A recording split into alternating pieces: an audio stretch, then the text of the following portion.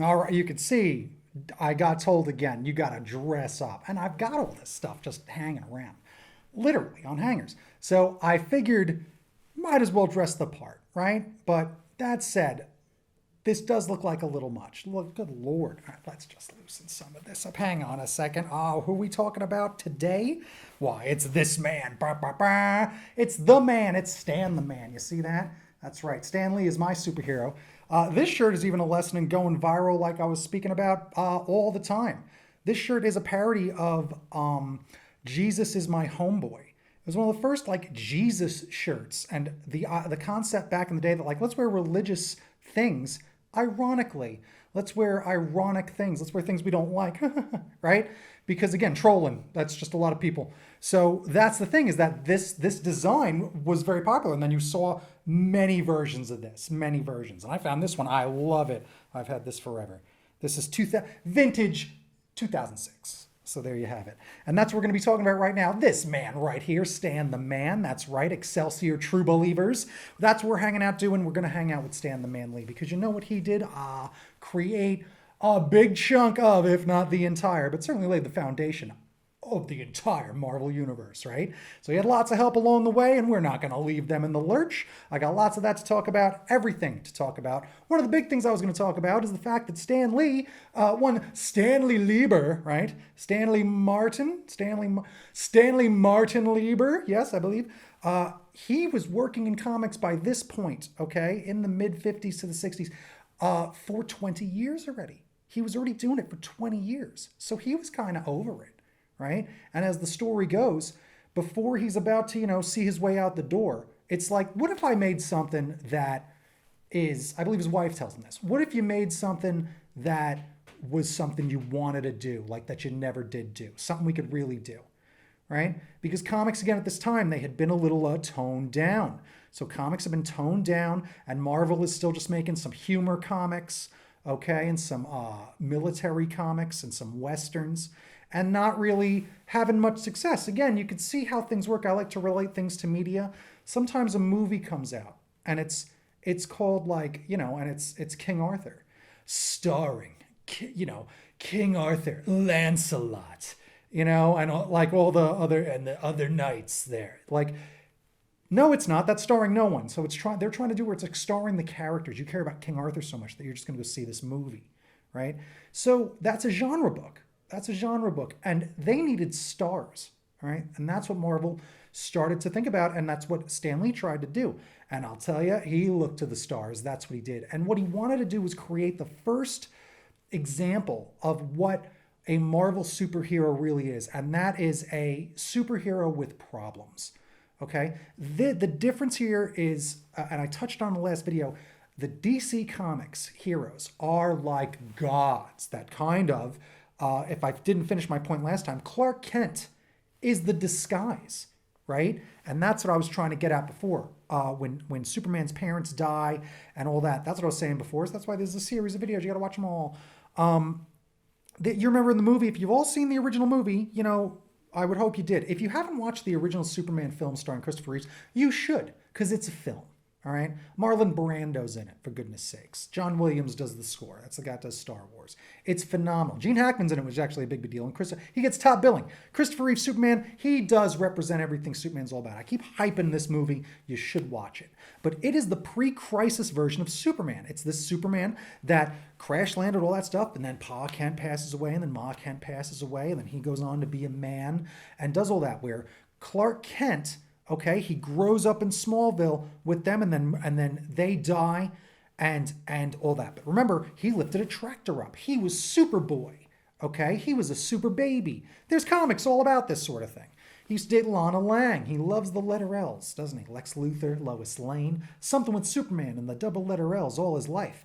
But that version of Superman has been a super baby and a super boy, and then he's a Superman. He has just grown up having those godlike powers the whole time. Later on, they changed that. They changed that so he grows up in Kansas as a normal boy. He is Clark Kent. That's the idea. And then these powers show up around puberty. It's always when it happens, right? That's what happens. That's the idea. So like, oh, I'm becoming an adult. What is this now?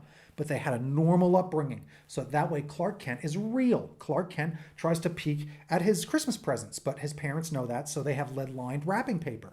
Yep, because that's the point. Because he's really a guy. He really was a boy, a real, just regular kid, regular person, up until, I'm a teenager and things start to change.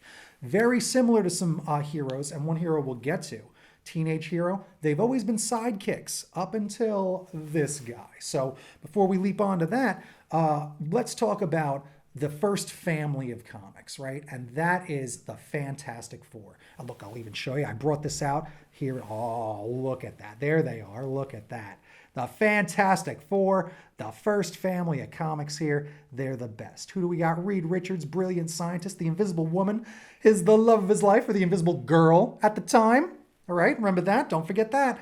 And then you've got Johnny Storm, the Human Torch, taking up the mantle of the Human Torch. And my man, Ben Grimm. I love the Thing. Bah. That's what he's all about, right? So the Thing is the best, and he's really a good answer and a type of archetype for a character that we'll see throughout comics, and it's the misunderstood monster. I'm obsessed with this concept, all right? Frankenstein is that. The Iron Giant is that. The Hulk is that. The Thing is that. The misunderstood monster. Even Spider-Man has that going on. Superman has it going on, where they're just misunderstood. Some people still will always just cast down upon Superman. You know, and I've talked about that. Some people will just disparage Superman, and I've talked about that, where, because he's just too good. It's almost, that's what's unbelievable. Not the powers, not the super breath and super spinning and all that stuff. He's just too good a guy, the Boy Scout. He's too good a guy, right? And that's why Batman is more popular, because he's cool. And he's a regular dude, right? He's you and he's me, except he has money and has a bunch of gadgets and trained and did his best, and he's the best. That's what it is. I won't get into what they've done with him on this ninth rebirth. We'll skip it.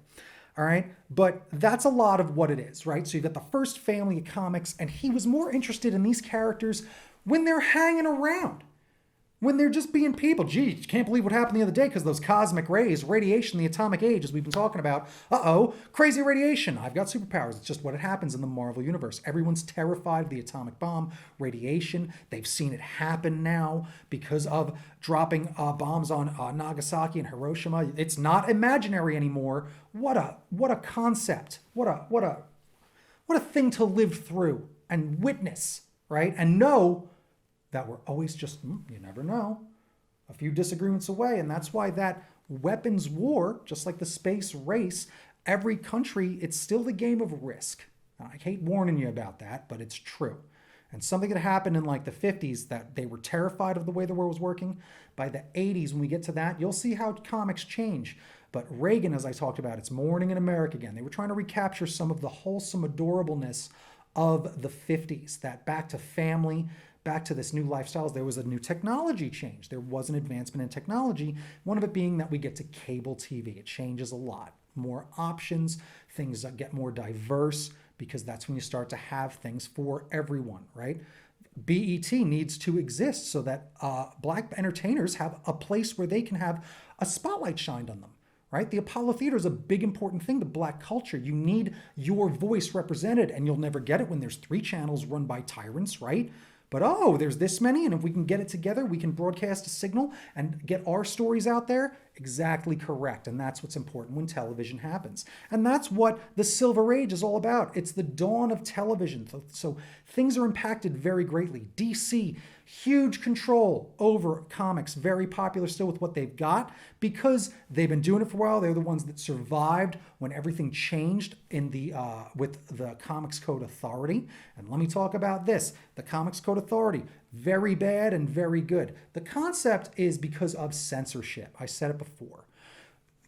Ratings are fine. Ratings are good. You want to know that your kid's allowed to play that video game because it has some really violent, horrible, bloody stuff in it, okay? And you don't want your kid exposed to being able to just shoot guns first person, right? That's the point. You got to warn people that this is what you're going to be exposed to, okay? But you can't just say, you're not allowed to make that game. You're not allowed to make that. No one's allowed to see that. That's pure censorship, okay? And that's terrible. I'm very anti-censorship. I'll bring it up later because I have a few examples of this, but we're going to get more toward I'll bring it up now. Censorship is what it is. It's just that, again, be warned, here's some disturbing imagery. That's the point. I meant to warn you about that in my first Golden Age video because I put up a lot of examples of modern versions of things that we're seeing, the racial tensions, immigration and Superman, build the wall and get rid of immigrants, and people questioning if Superman should even be around here because they're always tackling these topics. It goes on to this very day. Superman being an immigrant is a big issue that's always made a big difference, right? Censorship is a problem because what if they had told you you're not allowed to make those comics? And they did do that in the Golden Age because there was a thing. Negro comics had been coming out. That's what it was called, right? Like the Negro Baseball League. That's what it was called. It's not a disparaging term, or if it is, I apologize. That's the title of it. But you can see how it is to talk about this stuff. But I love all this sort of stuff because history. We got to talk about it, right? You can see where it's coming from. It's intent. Think of intent. All right. I hate saying things that bother people, and I'm about to show you some things that are going to bother you, right? So censorship is brutal. Okay, you need to be able to do your own things, but then that leads to lots of other issues, right? It does. There are certain limits to certain things, and we got to keep things in check and balanced. That's what it is. That's why the system has that. So everyone in Arizona remembers this. This is how I feel about censorship, right? It's the assassination of an idea. An assassination, kind of a big word, as we're talking about the Silver Age, right? And I love this shirt. How to buy it immediately. This is Bookman's. Get it done. Okay, Bookman's amazing resource for comics and all that sort of thing. This video not sponsored by Bookman's, but I certainly do love them. I'll take any trade you'll give me. That said, here's another shirt from the Comic Book Legal Defense Fund, which we will get into later when they are conceived of, a place to help artists get through trying times, and they produce stuff and people come after them, and they're just a person. So how are you going to raise funds to defend yourself for your right to free speech and to make comics about the personal experience that you have and your life when the world's trying to beat you down, right? So it says it's fight censorship, right? There you go. That's their big thing, is the Comic Book Legal Defense Fund. A more recent shirt is very nice pastels, a woman, like the Statue of Liberty, and that's what it is, right? That's a modern version of this. Here's the 90s. I'm going to tell you, this is the 90s, man, and this is Frank Miller, right? There you go. Here's a message that literally this company that later did that put this message out first. What is that, right? Hold on, what's it say? Good girl, already gross, right? Good girl, just one more, and you'll be safe, right? That's the message of censorship. And they use the colors to make it seem a little more terrifying because it's, green. But isn't that a horrifying image? The fact I even have this on a shirt shows you how anti this sort of thing I used to be. When I talk about the attitude era of wrestling and rap and comics of that time where everything's darker, meaner, that was people. That is Gen X, man. That's a lot. They are pissed. That's a lot of it, okay? And again, they were coming off of the suicide of Kurt Cobain, too. I remember that. A lot of you don't understand that. Just like your favorite musicians and some talented people, when they go too soon or fall victim to something like that, it's horrifying and scars a generation. It's a big deal. At the time, Chris Farley passes away, and you all do not know the experience of growing up with Chris Farley. My word. It's horrible. More recently, Robin Williams. What a horror, right? Robin Williams passed away the way he did. It's horrifying. It's tough to talk about. Boy, it certainly changes things when that sort of things happen. And again, we're going to talk about that in a moment. Why don't we do it? We're going to talk about that later again when in a couple videos we get to the Black Panther. All right, but that's more toward the Bronze Age right now. Things got to let's get a little lighter. Let's lighten the mood, okay? Because that's what that was all about. We're going to make the first family of comics. We're going to show you comic problems, not us on an adventure. This is who we are. We're not pretending to be Clark Kent. We are who we are. We got changed into this. We didn't come from somewhere. We are now this way. We were a person, and now we've got these spectacular abilities. And we should use them to do good because we're good people. Usually we're a military scientist or a soldier or, just good upstanding Americans. Okay, that sort of message. That's the people who inherit these things. Johnny Storm, an example of a showboat. Okay, being Sue Storm's brother, who's just along there for what? The ride? I should find out why Johnny Storm was on the trip. But I'm sure they have some scientific things going on, but maybe it was because of just nepotism. Again, a big problem in any industry, isn't it? Even the space race toward cosmic rays and the sun, horrifying, all right? In other versions, Dr. Doom is with them. Okay, they've retconned that, where he was there. He also became, something happened to him, right? And there's a few different versions of Dr. Doom. So that's a big thing that happens. It's all about cosmic things, sci-fi. It infers a lot when we get more space involved. Things like Galactus, things like the Silver Surfer.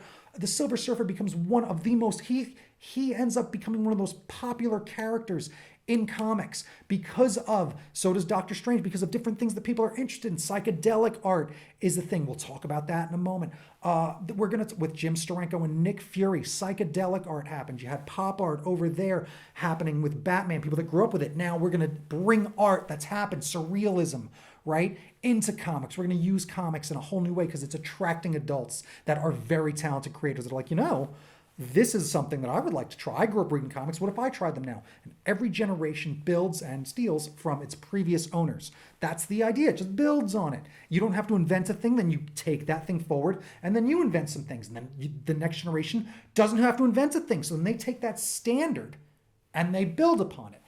This is all industry. That is a pattern. Okay, anything you want to do it that way. Even if it's launch a YouTube channel. We'll see how I do when I do actually use all this for something, right? So you've got that happening with those folks. And I just spoke about how Silver Surfer becomes one of those popular because of space, because of sci-fi. But who does he actually beat out to become most popular? Why, it's a big example of what comics represent, and it's teenagers. Teenagers are always sidekicks, okay? So there's a guy, and I'll tell you about him in a second because I'm going to finish big with that main man, right? All right, because that's what Stan Lee even does represent. But before even that, I believe, we got another star-spangled someone to talk about, and it is Captain America. So let's go a little into Captain America, okay?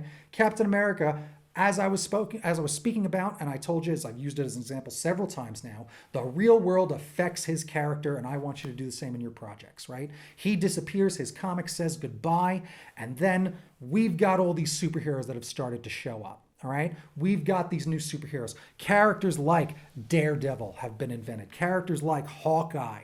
Characters like the Incredible Hulk, who I touched on as a misunderstood monster, right? Again, gamma radiation makes an explosion, okay? Makes the Hulk into what he is, all based on emotions and trying to hold back how you feel. Right? That's what it's all based on, right? Otherwise, you don't want to turn into that thing. You don't want people to, and I don't mean thing, I mean Hulk, but you get what I mean by that thing meaning the Hulk.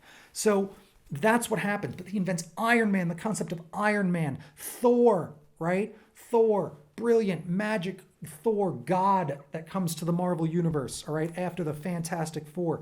And Ant-Man is invented in the Avengers. And we've got them a few issues later as things change a little bit because the Hulk is run off. The Hulk is too crazy. You can't handle the Hulk on the Avengers, right? So that's what happens. We see a lot of different versions of the Hulk. The Hulk's a fascinating character that evolves so much over the years, just like he did in those films. You saw a savage Hulk. You saw a controlled, here's the secret, I'm always angry. That's a controlled Hulk where he can keep it in check, right? And then you saw a smart Hulk, which was a huge part of the Hulk. So the Hulk evolves very drastically over the years. There's a gray Hulk, there's a future evil Hulk, and now the Hulk is one of the greatest horror comics that there is going right now here in 2020 from 2019. It's become a horror comic. It's disgusting. All right, so the Hulk can't die. Someone disembodies every part of him, and they've got him in jars, and he's alive and in jars. Like, it's gross. The art's fantastic. It's very gory. It's fascinating. Go look up. You want to look up some modern Hulk? It's disgusting. It's great. All right, he just can't die. What a new concept for that character, the next evolution of the Hulk, whose main character trait, I joke, much like my sisters, is just wants to be left alone. You can have that as a character trait. You're just allowed to be like, you know what? Just leave me alone. And that's what the Hulk's all about. And people just keep bothering, showing up, trying to blow him up, stop the Hulk because he's a monster. But he's not. He's not. Neither is Frankenstein. He kind of is, but he's not.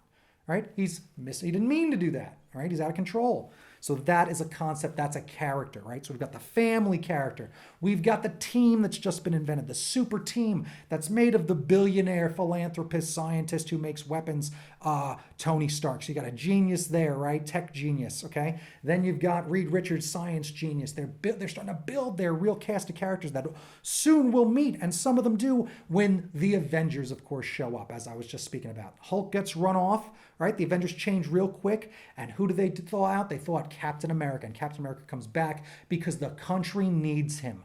The country needs him as we go into the 60s and things are having a tough time. You're afraid of Russia. You're afraid of all these things. And also, a thing that happens is JFK is assassinated.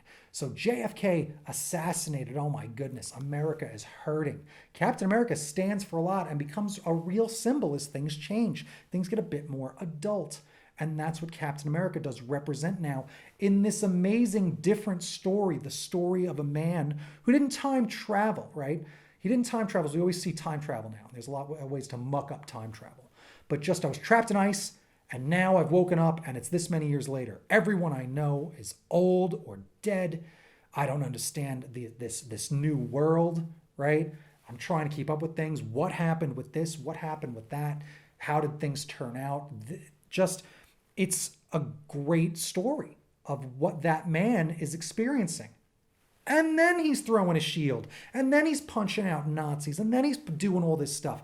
But the characters are developed. It's a real fantastic way, to look at the difference where it's about being a person, right? And you can't, Superman is just not going to be like, oh, I stubbed my toe and, geez, I got to pay the bills and I've got these things that are going wrong. Superman is just a god. Batman's a millionaire, billionaire. How do you relate to him? Wonder Woman, a goddess, right? The Flash, science gone awry, boom. Green Lantern, he has the most powerful weapon in the universe. Aquaman, king of the sea. All right? Let's get to an average Joe, a teenager. And his name is Peter Parker. And radiation steps in again when he, just a sciencey nerd, at least that's what he's good at. He's at least good at his studies, right? But he's not popular at school. He can't get the girl. And he doesn't have any money because he barely has time to work. And when he does work, they treat him like garbage, right? But he doesn't get the job that really pays the bills until after something happens when they go on a school trip. And I told this origin story in a video ago. And I told the result. Let's talk about the beginning. Goes on a science trip. That's how he feels. All of that sort of all that sort of emotion. That character, someone kids can identify with. Remember the concept I say? Imagine kids want to be Robin, right? But also, who do they want to be? They want to be Batman. So Spider-Man's important because he is a character that has more problems than anybody, especially the problems of a kid, of a teenager, right? And that's what Stan Lee was thinking about. As again, he was about to give up on comics. Teenagers had been like, oh, Archie comics, right? Silly comics, things like that. Very wholesome comics. The concept of this character, and things get really heavy for Spider-Man, real early in the defining moments of who he is and who he was going to be if this hadn't have happened, where he has all these fantastic powers now, right? We see in the movie now he's all svelte, right? That's the best part. He doesn't need glass anymore.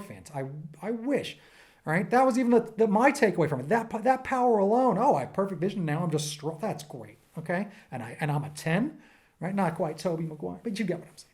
So Peter Parker now, full of confidence, can do all this stuff, becomes a professional wrestler, a masked wrestler is how he's going to start doing it. Comes up with the whole concept of Spider-Man, creates web shooters, right? Because he is a scientist. He creates this sticky solution to do that dissipates within an hour, so the whole city's not just covered in webs. That's the scientific reason for it there. But that's who he is, and it matches his whole costume concept based on the spider that he gets bitten by. Spider-Man, the amazing Spider-Man, there he is, right? So Spider-Man tries to become a professional wrestler, and who does he wrestle? I brought him up before. He's got him for 3 minutes. 3 minutes of playtime. Ooh, yeah. Bone Saw's ready. Played by the Macho Man Randy Savage. Why does wrestling keep coming up? That's superheroes wrestling. Oh, it seems like there's a tie. There's all based on the same type of things, the same feeling, the same stories, the same concept, right? You'll see it throughout all history. So Spider-Man tries to do that, and it shows you he's going to be a jerk, right? That's who he is. I've got my payday, and someone robs the front gate. He says, oh, stop him, all right? That's your job, pal. Sorry, copper, right? And then it's not the same night. So later on, some other night, Spider-Man's coming home from a show, cocky as ever, and there's police there, and someone has murdered his uncle randomly because there was a break-in. So there was a break-in, and his uncle fights back and is murdered, he's shot. But where do they have? They have the guy. He's pinned down in this warehouse. We've got him surrounded, and then Spider-Man just goes on a tear. He almost beats this man to death. Because when he gets there, he realizes it is the very same burglar, the burglar is the very same robber that he let just walk by when he could have easily done something to help and just scoffed. He just scoffed at it, right? So that is a hard lesson to learn. He almost beats that man he beats him within an inch of his life, right? Which actually gets him into trouble in certain versions of things where people see Spider-Man, and then that's what happens, and he becomes, who was that? So that changes everything. And he says no, because he doesn't want to do it, but it teaches him a lesson. And in every version of this, I don't know if it's something Uncle Ben has specifically said to him. I'll go check it out, but maybe it is, maybe it isn't. You've seen on comic pages right here, but it might be in a different book. Who knows when it happens, but with great power comes great responsibility. And that's the lesson that he learns, or at least tells himself, takes away, or remembers about Uncle Ben. And that's important, because now you got a guy, much like Superman, who just kind of does it. Oh, I stand for the moral fiber of things and the American dream and all that stuff. Have we outgrown the American dream? Have we outgrown truth, justice, and the American way? We're headed there. That's kind of where the Bronze Age is headed. But the assassination of JFK is certainly the first wound that starts that whole thing. It's really tough. It changes the nation. Changes the nation, as does the media, which is why DC has that jump there in the media. Spider-Man not quite there yet, but he is as popular as Superman. He has reached that pinnacle. Spider-Man, a character you can relate to, a character that is trying to pay the bills. He loves his aunt who makes some wheat cakes, okay? Aunt May loves it to death. And that's a big, big thing about Spider-Man, right? Oh, and Steve Ditko, obviously, I didn't want to overlook him, right? And I was saying I wouldn't. So Steve Ditko, and I'm going to cycle back to someone else too. Let's talk about the art. Steve Ditko, a big contributor to Spider-Man and the Spider-Man lore, and some of these characters, a lot of these early animal-based characters that come out early. A lot of Spider-Man develops very early on. A lot of it gets more meaning later on with certain characters as you get more adult, but they certainly show up here. Characters like Dr. Kurt Connors, the Lizard is fascinating, the Green Goblin, obviously, Spider-Man's arch nemesis. So a lot of the entire universe is created by not just Stan Lee, but Steve Ditko. Same thing. Jack Kirby. He creates an entire style of comics. As I was talking about, the royal style that we see. That's when Captain America started. They are buff now. These comic book characters, they're coming out, and it's not just like the way Superman was. As you saw him back in the Golden Age. A little, just kind of like, yeah, sure, kind of like that. Didn't really look like the mightiest, like this triangle, right? That shape that we see that they're looked at as. He really was just this bigger guy. Now they're all pecked out, abbed out, traps and all this gluteus maximus stuff, blah, blah, blah, right? So muscles abound. That's what happened. Again, the Incredible Hulk. Look at that monster. That's the whole idea, is that you have these characters, and these characters are now larger than life. They're drawn larger than life. The art style with Jack Kirby Crackle, all right? The way he draws space, the way he conceives of gods, the way that he draws immortals, the way that this man conceptualizes an entire universe and style changes the way things look forever in comics. They just do. There really is. Much like pre-crisis, post-crisis, pre-Kirby and post-Kirby is a very real thing where comic characters start to create comic art. And this happens again a lot because at Marvel Comics, they're getting letters from college students. They're getting letters from kids that grew up reading other comics, and now they're seeing these comics that they can relate to because they were just in high school. They're growing up with these new characters, right? That's the idea, is that college students and all of these kids now think, what if I did comics? Andy Warhol, I'm going to make art with comics. There's now television, millions of dollars invested in the ideas of comics, the characters of comics. That's what's really worth it. You can keep retelling the same stories every time a new medium is introduced. That's a lot of the concept behind all this. But right now it's about that storytelling, these character designs, the costumes really make a difference. Look at Iron Man Day 1 to what Iron Man becomes. That is something else, right? There's an evolution that happens real quick, right? The Hulk, gray, then turns green. There's a fun reason about that. Let's just take a look at why. There it is, all right? Because something changed, and then they just make that an entire different part of its history later. Some of Bruce Banner's origin later gets changed because of they got his name differently when Bill Bixby's playing him in the television show when he's playing Bruce Banner. I think it's Dr. David Banner. So then later they say, oh yeah, his name is Bruce David Banner, right? Because why? We think there's a better name, or there must have been a reason for it in Hollywood, right? That's the idea. There's a reason for it, right? So it's like, oh, let's change it. Or they just got it wrong. They retconned it in a way. But media always starts to dictate comics, and then vice versa. It's always this thing where people age and then up and then up and then up. That's what it is. It's built upon itself like any art form. And I was talking real quick about it. So there's Kirby. Again, I brought up before. Some people say there's a little bit of a feud. There's not. You don't have to be anti something to be pro someone else.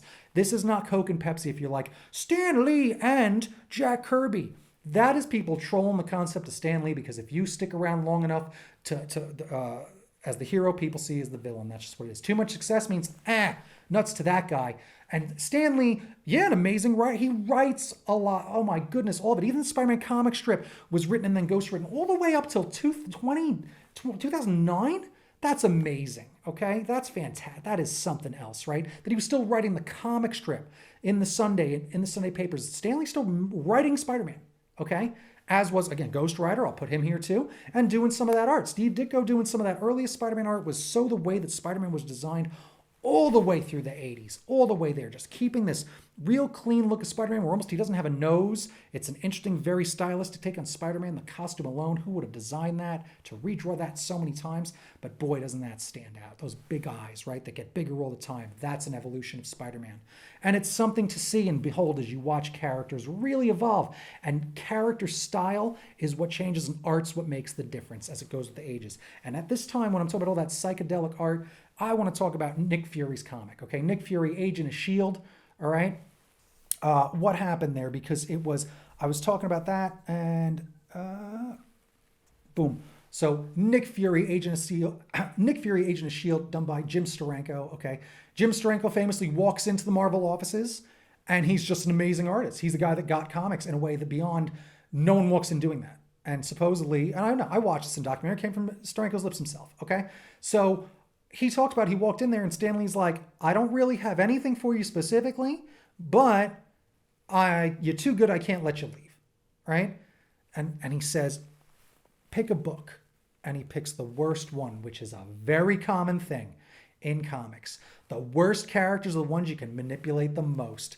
I said it earlier in another thing about Big Hero 6, right? Disney buys 5,000 characters, and one of the first things they do is Big Hero 6, because who's going to complain, right? They start small because they wanted those characters, that character library. So he decides, Nick Fury, Agent of S.H.I.E.L.D. It's Marvel's version, again, spies. Where was I talking about spies? This is their James Bond, okay? So that's what you have going on there. You have James Bond, but they're not doing a good job. Jim Steranko, he starts doing the craziest stuff. The way he designs panels, the way he designs psychedelics, uses the dots, the color, tells stories without using dialogue for the first time happens. He draws psychedelically. It's a trip, right? It is something. And to see him in person be interviewed, he's a superstar. You can see him, he's a rock star, okay? And he was a rock star artist that comes in and says, I'm going to be a rock star artist with comics. And that's what he did. He was fantastically talented and again, raised the bar. He just raised the bar for art styles, making you move comics around, distorting the way panels overlap and look, the way his characters interact on a panel. And that is something that happens that these creators come with. Jack Kirby's very famous. This is the way he draws Captain America fighting. Nick Fury is a phenomenal feat of movement and just stunning action, and that's important. So that's just immense when it comes to this whole design. He brings, Steranko brings surrealism to comics, right? You're starting to get more creative as we move, like I say, hippies having a big effect. And then later on, because of that wound, there's another wound, right? As I was talking about all this stuff, and hippies, there's another side of this, and it's civil rights. We are on the march for civil rights, okay? And we're going to see, unfortunately, another assassination, and that's going to affect comics, but also women's and the movement of women and feminism specifically, and that term even rising to popularity is going to become a big deal as we get into the next further decades of comics, and that is what it's going to be all about. So I'm really excited. That's, I think, summing up, that's the Marvel Age for you. Let me take a look at all these notes. If there's anything I want to talk about that I didn't touch on, you know, bibbidi-bop, this, that, they go for it. They're sophisticated. All these characters, I named them all. There's a group I didn't talk about, and we're going to get to them. And this is actually the perfect time to talk about them. And there's Spider-Man, Peter Spider-Man, blah, blah, blah. All right. So going forward in the future, as we're talking about all of this stuff, you know what? I'll even take a quick thing. To do.